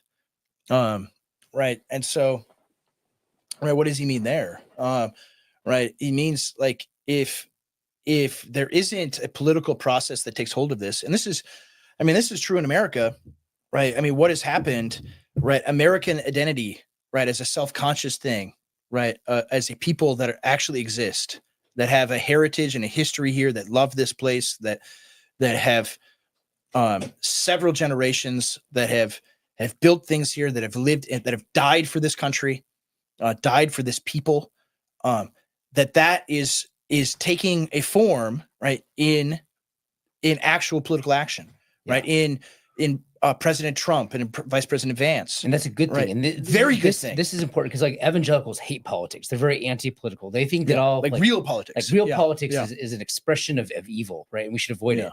But he's saying the problem is that if it doesn't take a political form, then it'll get the bad. trumping of liberalism will be a very, very painful process. Politics is important. It's a theater that absorbs the natural conflicts of man. So politics is a built-in mechanism that God gave to us to absorb some of these conflicts. Because if you do not like what politics, I mean, it is very much like what's the German guy? This quote is, war is politics by other means. That wasn't. There's the Austrian guy, Clausewitz. Karl von Clausewitz. He was Austrian, wasn't he? Yeah. No, it's not. Carl Schmitt hated that phrase. You know that? I know he did. I know he did. But I think just like thinking about it in the big picture, it's still useful. Yeah. That if you're not able to resolve conflict through the mechanism of politics, you get war. It will be resolved through violence. Yeah. Right. That's what happened. And I'm not saying that's good. I'm not. It's gonna. No, we're actually advocating politics. I'm saying I want politics. I don't want violence. Yeah. Right. It was I like want that politics. one debate I had with the Trump lawyer. What was her name? Gosh. I forget. She cried on when she was being sentenced. I mean, it was horrible that she's being sentenced. Obviously. What was her? Gosh. Go to the comments, Gary. Somebody's probably got the name already. I'll watch for it in the chat. Yeah, he was Prussian. Yeah, he was Prussian. Yeah. But basically, I was saying that we need to engage ourselves politically. And she's like, see? Oh, yeah. They want to take control of politics. What was her name? Yeah, this is bugging me. Yeah, this is bugging me. I see her face. I just can't remember her name. Jenna Ellis. Yeah, Jenna Ellis. Yeah, she's like, see, these guys, they just want to dominate politics. Politics is so bad. Politics is the release valve. Yes. Very important to have politics. Yes, it is way better to have Donald Trump pushing mass deportation than it is for it to take other means. Yeah. Right. I don't want that. Yeah. Politics is the solution. Yes. It's the solution. Gary's doing his. He's running out of time. Well, we're almost out of time. This part is especially prescient though. Let's just keep going. Let's take something in the news at the moment. It's so ironic how things don't change. There's a large cranking up. And there's a building up of energy for an attack on Iran. At the moment, it appears to be small. I know, man. It appears to be small. It appears to be a cloud smaller than a man's hand. The United Nations has reported that Iran is building a nuclear weapon. The United Nations has reported that their nuclear technology is of dual use, but all nuclear technology is of dual use. When we developed a nuclear weapon, the Americans were staunchly opposed to us possessing it because they wished to live in a unipolar world where only one power that had that particular device. Of course, all of the major nations were working on these devices. I believe 34 other countries are developing some sort of nuclear program at the present time, including Saudi Arabia, because they fear that Iran is doing so because they're nearby. But let's look at it in another way. Is it in our interest that Iran is attacked? It is in our interest that Iran is attacked, right? This is a question that Americans are asking today, right now, right? Is it in our interest that Iran is bombed? And if you asked that 15 years ago, they would say, oh yeah, absolutely, let's kill them terrorists. Today, the answer, like 80-20, at least among like Trump voters, libs will just do whatever the TV tells them. But among Trump voters, it's like 80-20 against. No, it's not. It's so obviously not in our interest that Iran is bombed. Of course not. And the answer has to be, back to Bowden, the answer has to be that it is not in our interest. That it is not in our interest because they are not natural friends of ours, not natural enemies of ours. They exist in a different part of the world, though we exist in a post-imperial situation now. We do not wish to be dragged in willy-nilly into yet further wars after Iraq and Afghanistan and America and Israel's behest. As soon as one factors into the question of Vanguardism and group identity, becomes quite clear that the Times and the Economist and all of these neoliberal and neoconservative journals pushing for an attack on Iran that is not in our interest, and other groups can figure what goes on in the world directly as whether it's in their interest or not. In a confused way, our people aren't bothered whether Iran's attacked or not. Our people sit there watching the TV and think, if the Israelis do it, well, I don't know what to think, really. Somebody down at the pub said it was a good idea. I've got no idea myself. Can they refuel their jets without American help? They'll need American help. If the Americans asked us for our help, will that drag us into it? Most of our people would probably consider, is there danger of backwash of Islamist radicalism against us because we've aligned against Muslim nations elsewhere on earth? Which is not a stupid thing to think, actually, and is probably one of the more credible middle-ranging opinions that people, as they sit in front of their television, would come out with, right? Yeah, in the British context, absolutely, right? You have to think about that. Like, my kid's going to go to a concert and bombs are going to go off. But if our people begin to think more in terms Well, the of... funny thing is that, like, right now, a lot of the people invading London and Britain are doing so on the basis of, like, anti-colonialism. Oh, yeah, absolutely. So, like, right now, it's already happening. Yeah. Like, they're doing it to get them back. Yeah. No, So- it's like vengeance. We're here for vengeance of what you did to us, right? Giving us toilets, right? We can't let that stand, right? Cleaning, ending sati in India. We can't. Oh, that's bad. Yeah, but even, like, the war on terror was terrible for the Middle East. it's horrible. And for they the Middle created East. Yeah, millions of homeless people that are now it's flooding terrible. Western Europe. yeah. So we did do Absolutely bad was. things over there. Oh, And- yeah, we did. I'm talking about, like, Yeah. because the thing is, like, the British Empire was colonialist and they did horrible stuff. Yeah, And it's like it's so absurd. We should just do a whole episode on that. But yeah, Gary's into it. And so he goes on. But if our people begin to think more in terms of an identitarian prospect, right, as British people, they would nevertheless come to the conclusion that it's not in our interest to attack Iran, and it's just one issue out of an enormous number that could be pre-configured. Is it in our interest to help bail out the euro? Is it in our interest to engage in yet more wars with the United States of America? Is it in our interest to have American bases on our own soil? Is it in our own interest to endlessly have a culture of Marxian deconstruction all over our media in comparison to what pre-existed the relatively social conservatism of the 1950s? If you slot in all of these ideas, which the mass of people are completely unconcerned about, and yet asked an identity-related question, you come up with the answer that it is not in our interests, right? You could ask the same questions about Americans, right? In the same way, right? Is it in the interest of Americans to attack Iran, right? Is it in the interest of Americans to help out foreign countries monetarily, right? Is it in our interest to fight more wars all over the world? Right? Is in our interest to have bases in Britain and France and Germany and in Poland, everywhere else. Right? Is that in our interest?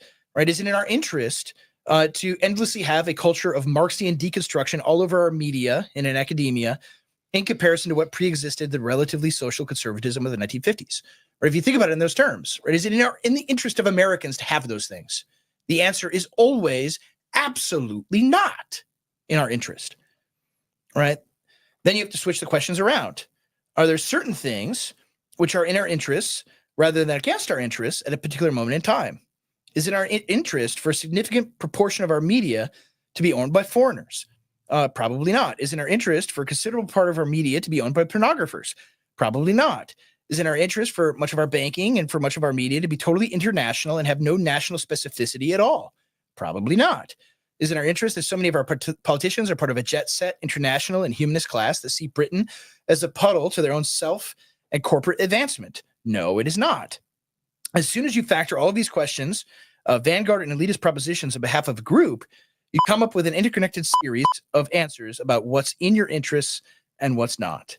When Tony Blair went to war over Iraq, he said it was in our interest to hug America close, and he was part of an ideology called Hug Them Close. Yes.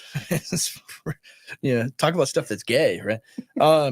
This is an idea that you never allow, particularly if you're a social democrat in a British context on the right of the Labour Party, any space at all between what you and what American foreign policy wants at any particular time, even if you privately don't agree with a lot of it. You still, in a gangster-like way, have to go along with it. But is it in our interest to behave in that manner? When we try to act independently, right, and this is a significant point in British history, when we tried to act independently in what may have well been a folly-laden enterprise, which was the Suez operation in 1956, America slapped us down. Right, this is part of the secret history of the second half of the 20th century. is that the United States was behind all of the decolonization in Africa, in Asia, right? Because we wanted it for ourselves. Yeah. Right. It was between us and the Soviets splitting up the entire world. Anyway, smacked us in the face and square in the chops. And we had no particular answer either. When a run on the pound was engineered by the United States in order to humiliate this country and to show it the error of its ways in going for some unilateral action with the French and the Israelis, but not at the behest of American power, as it was manifested at the particular moment, we were shown what was what. It's interesting to note that among the extraordinary moralism that is part of contemporary culture, where obscure Olympics are remembered and Manchester United's victories in the 60s are remembered, and various other events are churned over by the media, Suez is never dwelt on. Suez is never mentioned. 50 years on from Suez receives this much attention. And the reason it does not, it receives no attention is because it was a rank humiliation for the ruling class in this country who learned some very salient post-war lessons. And that was that you heel to the United States like an aggressive bulldog and basically never venture to do anything without their recognizance. Right. Is there a book on that? I don't know very much about it at all. My book? No, is there a book on this? Oh, of the Suez Crisis? Yeah. Oh, there's several books. I can't think no, of them. like that you and I would recommend. Oh, that it's like, yeah, the United States basically told the British what's what and dominated them. If there was anything, it would probably be written by Marxists. Like, I mean, they sadly enough were the only revisionist historians that were contemporaneous that would write about these things, but it would be from like a pro-Soviet perspective. Yeah. But there's good stuff to glean from there. I'd have to dig into it. I remember reading something in college. Some stuff in Mises or something. I read stuff. Because in college they had us read stuff that was by Marxists that was pro-Soviet, which wasn't the worst. Actually, they did their own revisionism. So part of the multi-ethnic reconfiguration of these islands, is America by proxy, because everything that happens here, with a slight time lapse, because we have molded ourselves upon their model of near open borders and fiscal and capitalist movement of money all over the world, whereby communist China now controls large sections of the debt mountain that holds up the United States, where two systems that could be said to be at war with each other ideologically, ultra-capitalist America and post-communist China, actually have each other in a handshake as well as around the throat, because they now rely on each other to prop each other up in the chaotic world system that has now evolved. We should finish on this point, but what was the button you accidentally hit on the soundboard? Oh, did you really? I'm gonna have to listen back. I never listened to these. I'll have to listen back. But like that point, that point that he makes about China and the United States, where it's a handshake in the one hand and then hands around the throat in the other, is still true to this day. And it's ironic that in this present moment, Trump is trying to de-engineer that, right? He's trying to take the hand off the throat and get rid of the handshake. Yeah. Right. Because why? Because it's in our interest as a people. That's why, right? It's not in the interest of the elite class, right? It's not in the interest of the political class. It's in the interest of the people as a whole. It's in the interest of Americans as a particular people, right? And who has been pushing for these things, for someone like Trump to exist, to pursue the interests of American people, right? It's people who were on the Vanguard 20, 30, 40 years ago, right? People like Pat Buchanan, people like Paul Gottfried, right? Voices crying in the wilderness, right? That have led to this particular moment where someone could take up these ideas, popularize them, begin to summon popular political will, because in his own mind, he understands, at least to some extent, their ideas, their thoughts, and is able to put them into concrete political action, right? That's why you need vanguards. Right. So anything else? You think we I think we're about halfway. So we're about halfway. We do part 2 next week or another week. We should talk about a little news before we go, though. What happened this week? Well, we talked Lots of stuff. We talked a lot with Ron. Yeah, but by the time the non-paying subscriber, I'm sorry, I'm touching the mic. I'm sorry. By the time the non-paying subscribers get that, I mean, it's gonna be a month late, and we'll probably be at both war with Iran and China and everything else, and so it'll be old news. All right, what happened this week? You tell me. I've been busy. I've been busy too. Give me an update. I mean, we talked a little bit about the Metcalf thing. I mean, like, and after that too, like the family's house got swatted. Right, Oh, Austin really? Metcalf. Today? They got yesterday. Yesterday? Right after the dad tries to go attend the press conference. I mean, maybe he was going to like actually meet the kid that killed his son, and talk to him and forgive him in person. I mean, maybe he was doing that, and it shows the folly of trying to do that, because the kid is not. I mean, there's probably no better example of how like he does not care at all than everything that they've done in the week that has followed, or 2 weeks that have followed. It's I mean, I don't want to be right about this stuff, right? Like, that's the thing. I would be very happy to be wrong and think, we're all just going to sing Kumbaya and things are going to be fine. But like, that was, I think calling it a hostage situation, I'm vindicated. Like, he's done everything like that he thinks is right, and his house is still getting swatted. Right? Imagine if he went to that press conference. And I'm not defending what he did, but imagine if he went to that press conference and said, "Nah, that kid murdered my son. He needs to face the death penalty." Right? I'm angry about this. Right? He would have got swatted that night. Yeah. Right? There would have been mobs forming around his house. Which is why they persuaded him to not do that. Yeah. Exactly. Maybe they did, or maybe he thought it up himself. I don't know, but I would have been angry. I wouldn't have cared. I form a mob around my house. I don't care. My son is dead. The White House, the comment there from Sally Fox. Have you seen the White House COVID website? Have you seen this? I mean, for one, like the whole thing says lab leak at the top. And then this weird font where it's like a signature for COVID-19. It's kind of, it's humorous, but it's funny. Is it like a report or just a funny? No. I think it's a website where they're I think there's like actual info on there. You can go find it. White House. But it, yeah, I'm going to put my feet up because now we're just relaxing. Go back to, there's more comments. I gotta be able to see what's going on. It's the origin was. They're talking about the origin of the virus and things like that. There it is. Yeah, Gary sees it. He's laughing. It's like, graphic design is my passion. People keep making fun of my Canva thumbnails that I do. Are you sharing that? Can they see it? There it is. Yeah. Thank you, Gary. There we go. And so what's in there, CJ? Is it any details? Just an outline. Okay. There we go. So just some talking points. Oh, they even have a little map of China there. Look at that. Detailed map.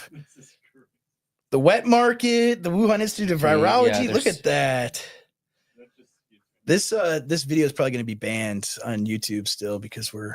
And then they have the pardon. The Fauci pardon. The Fauci pardon. We're not monetizing this, so we'll be okay. Don't make fun of Gary's creation. He works hard for his Bill tongue rations. The Biden administration's HHS engaged in a multi-year campaign of delay, confusion, and non-responsiveness in an attempt to obstruct the select subcommittee's investigation and hide evidence that could incriminate or embarrass senior public health officials. It appears that HHS even intentionally under-resourced its component that responds to legislative oversight requests. Interesting. So, they're going to the details of all Interesting.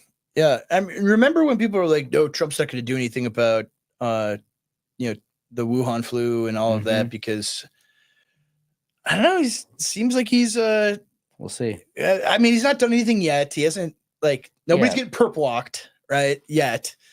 But it's promising. It's very promising. Interesting. So, yeah, I saw that. I mean, what else happened in the news this week? It sounds like this is actually an important one and connected to what we were talking about. It sounds like lots of people wanted Trump to bomb Iran. But you know who didn't want him to bomb Iran? Trump. Well, yeah, because he didn't do it. But like in Vance. Tulsi Gabbard, Okay.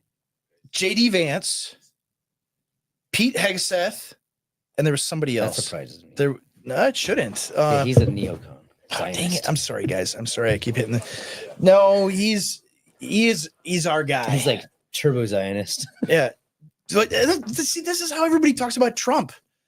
Like you say, I mean, think about our last episode, right? That everyone's freaking out about. Where you talk about Machiavellianism and Hebrew midwives and You everything. think Trump's that smart? Yes, Okay. yes. Only Nixon can go to China. Right. That's the thing you have to keep. Like when we're talking about Machiavellianism, only a hardliner can be the one to draw things back. Pull back on things. Right. Only a guy who's like over the top, I love Israel so much, could be like, actually, Israel, we're going to pursue our own self-interests. We like you a lot. We think you're great, but we're going to do what's best for us. Right. Only somebody who's like so over the top pro-Israel can be able to do that. Right. And I think Hegseth's the same way. Right. It's like, yeah, you're our ally, you're a friend. We'll back you up, but on our terms. Mm-hmm. Right. Is that an improvement to things? Right? Because people are going to watch that freak out. Be like, somebody gave him the call and now he has to be pro-Israel. Like, that's not what I'm saying. I'm like, is that a material improvement in American foreign policy to have a president? If what I'm saying is correct, right? Is that a material improvement on our foreign policy? I think so. Yeah, I mean, his first administration was an improvement as well. It totally was. Yeah. Right. It absolutely was. Without a doubt. And what did he have to? What like tangible thing did he actually do? I mean, the peace agreements with the Gulf states and everything that was. I mean, it was good for them. Obviously, saber rattling against Iran, but nothing actually ever happened, other than the Soleimani raid. Right? He didn't. What actually did? I mean, he moved the embassy from Tel Aviv to Jerusalem. Yeah. Right, like So dumb. like little symbolic things like that. I mean, they're that's meaningful to them for sure, but nothing that like put us at major risk. Right, put our people at major risk. Yeah, right. That's an improvement, a major improvement. So, I'm not knocking that. No. I know you're not. Okay. I know you're not. Yes, Trump did not. There was someone else in the administration that was against it, and I can't remember the fourth person. I feel like Rick Perry right now. I can't remember a list of four things. It wasn't Stephen Miller though. It was someone else. No, Steve. That's not really his domain. Is foreign policy. It was someone else connected to the foreign policy thing. But I mean, there was a tweet from Tucker. It said Gabbard, Hegseth, and Vance. It was just the three. Okay, yeah. I thought there was a fourth. But there was a tweet for Tucker where it's like a month ago, where it's like he is under intense pressure to bomb Iran right now, to begin military operations against Iran. And turns out he was 100% right.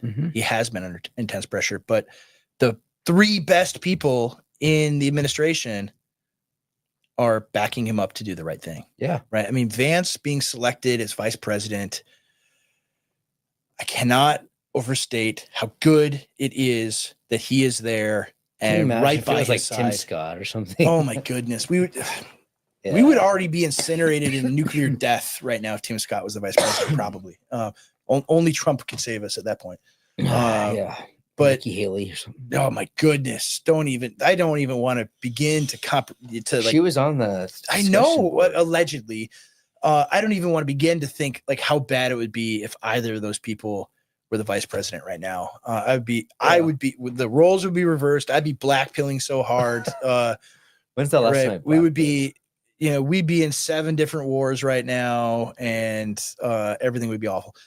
So, no, I think that I'm so relieved that we could have had war, and I mean it makes no sense whatsoever, right? I mean, we talked about this with Ron a little bit, but like, what would happen if the United States like starts bombing Iran? Is Iran would immediately mine the Straits of Hormuz, and Saudi Arabian oil would not be getting through there at all, right? That would be done. None of the tankers would be coming through. The disruption internationally that would be occurring would be massive.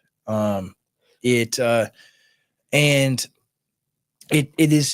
not in our country's interest at all to do any of those things. And apparently, I mean, I could be wrong, but the Israelis don't have the capability to go do that themselves, right? They don't have KC-135s or whatever the tanker that we use now. You know, Gary, I think that's still what the military use. Like, they don't have refueling capabilities, and they would have to get permission to fly over Iraq, right? Which would not happen likely outside of the United States acting. And so, right, they can't bomb Iran themselves, probably. They could send missiles and things like that, like they did a year or two ago, in response to Iranian attacks with drones. But no, like it's so obviously not a good thing, and like anybody can see that. So no, I'm pleasantly surprised. I mean, he's even looking at like Hegseth and what he's doing with the military, though, right? I mean, just like enforcing standards and saying like, hey, like I saw one where it's like everybody needs to be able to run 3 miles, right? And you see some of the, like, imagine General Milley trying to run 3. That guy would die after mile 1. It shocks me that the military, like, that's like a controversial standard. Yeah, run 3. Like, that's crazy. I mean, we could. I'm confident that you and I right now could go run 3 miles and meet. Can we meet the standard? You think is it timed, or just you have to do for a it? 39-year-old man? Do you think I can meet that standard? There's a time. Yeah, I should look up what that is to see if I meet it. Should do it. What the time is for 39-year-old men, and see if we can beat it. So see the yellow mouse comment. Put that on the screen. This is good. You guys need to get a smaller chair for CJ. Poor CJ. And move his forward a little bit. Forced perspective worked in The Hobbit. It can work for you. That is so disrespectful. That's so sad. Right? You're not that short. I'm relaxed. I can sit He's up. relaxed. He's not short. I am short, but I'm Not that short. What are you, 5'10"? 5'10". Yeah, that's not that short. I mean, obviously, anything less than 6 feet tall is Is that better? a little person. Do the pan out. Yeah. Yeah, I'm, of course, 6'1". So a giant. Yeah, Gary says I'm short. Gary's like 7'3". Gary's 7'3". Yeah. But oh yeah, Medal of Honor recipient Dakota Meyer. He re-enlisted in the Marine Corps. Did you see that? No, I didn't. Yeah. It's like, well, military's not woke anymore. I'm going back. Yeah, the only active duty guy to hold currently, at least, to hold a Medal of Honor. That's The only what guy to hold the Medal of Honor? He's the only active duty member of the military that has a Medal of Honor. Oh, really? Yeah. Okay. Yeah. I mean, most of them get it posthumously, obviously. Yeah. Yeah, no, I mean, Hegseth's been great. And I think so much of the stuff that's behind the scenes that you don't see, right? I mean, the big public stuff is people getting fired and everything like that. But you have to be able to engineer things, just tweak things a little bit to make it so these people don't want to be there too, right? Make the traitors leave rather than fire them. So no, I mean that, and people are like, well, the military, whatever, but like, it's important actually to have people loyal to the country leading your military. You do want that, as it turns out. So yeah, it's great. Give CJ a smaller mug and Andrew a bigger one. That's what I do when CJ comes over to my house and I drink beer. CJ doesn't drink beer in case CJ's mom's watching. We don't drink beer regardless. He doesn't anyway. He does it. When I go to your house, my mom could be watching. That's right. My mom could be watching. I don't drink beer. But I have like a big, it fits like 3 beers in there. It's great. Big German Stein. It's you gotta have some good like grip strength and wrist strength to be able to drink it. So I don't know if you know if I can do it. I don't know. We'll see. Yeah, no, he is. I'm not this guy. He's got manlet strength. Jeez. I know. That was our friend. We're all gonna make it.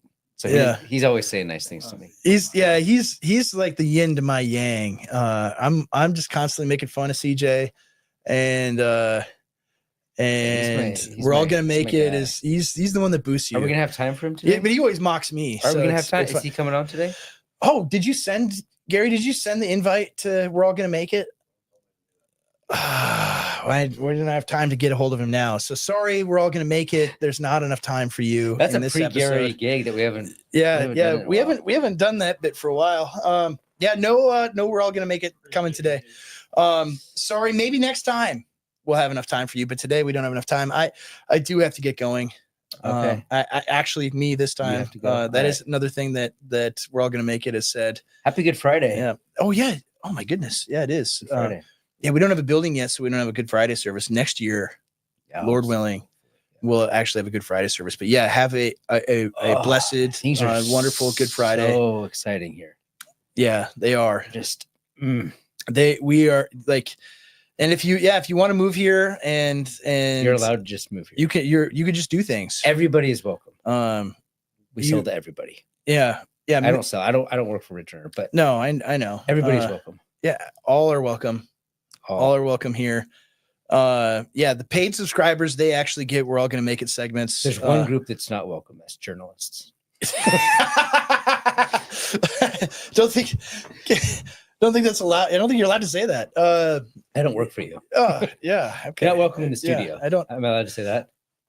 What's that? I'm allowed to say that they're not welcome in the studio. Yeah, you could say that. We can say that. Yeah, Mhm. we can say they're not welcome here. You know, there's some journalists we like. Sean Davis is a great journalist. I was gonna say, like, we would happily let Molly Hemingway come in and talk to us. We She's- should. she's There's awesome, by the some way. interesting stories happening that we might have to cover. Maybe we will. Maybe we'll see. But no time for We're All Gonna Make It. Maybe next time. Have a wonderful Easter weekend. What a glorious, blessed time of hope. Right. Perfect time to talk about Vanguardism. Right. Right. That there's hope. Right. There's hope for America. There's hope for Christians. There's always hope. Because there's no situation if there ever was a situation that was hopeless, it was God incarnate being dead. And what happened? He was raised back to life, triumphed over the grave. So have a blessed, wonderful Easter. Stay peacefully, very peacefully dangerous. Renounce all violence. Peacefully dangerous. We only do politics here. Peacefully dangerous. And we will see you next time.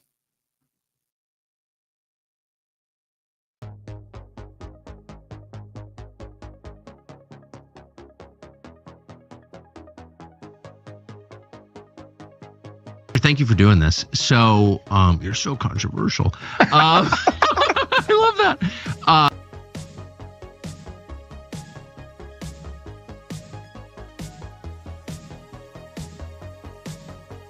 But men don't follow titles.